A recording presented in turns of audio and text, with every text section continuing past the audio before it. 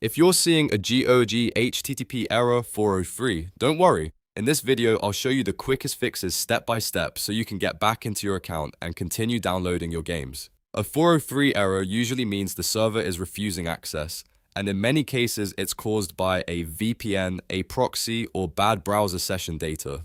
If this tutorial helps, make sure to hit the like button and subscribe for more simple tech fixes just like this.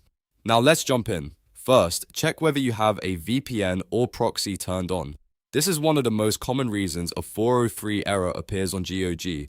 If your IP address changes during a request, or if GOG servers don't trust the network you're using, access can get blocked. So if you're connected to a VPN, turn it off completely and then reload the page. If you're using a proxy service, disable that as well. After that, try signing in again or refreshing the page to see if the error is gone. If you still see the problem, the next step is to clear your browser cookies and cache. Old or corrupted site data can interfere with your session and cause access issues on GOG pages.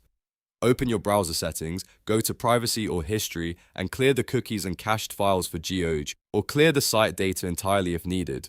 Once that's done, fully close your browser, open it again, and sign back in. This gives you a clean session and often fixes the error right away. If you're getting the 403 error while trying to download games, there's another great workaround. Use GOG Galaxy. Instead of relying on browser downloads, GOG Galaxy handles downloads, installations, and updates through the app itself, which can bypass the browser-related issues causing the error.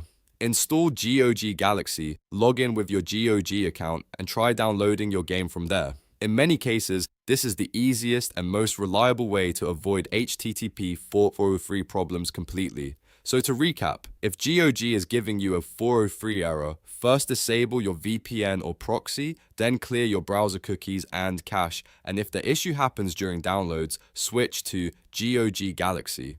Those 3 steps solve the issue for most users without needing anything complicated. If this video helped you out, please give it a like, subscribe for more helpful tutorials, and comment below if you want me to cover more GOG troubleshooting fixes. Thanks for watching, and I'll see you in the next one.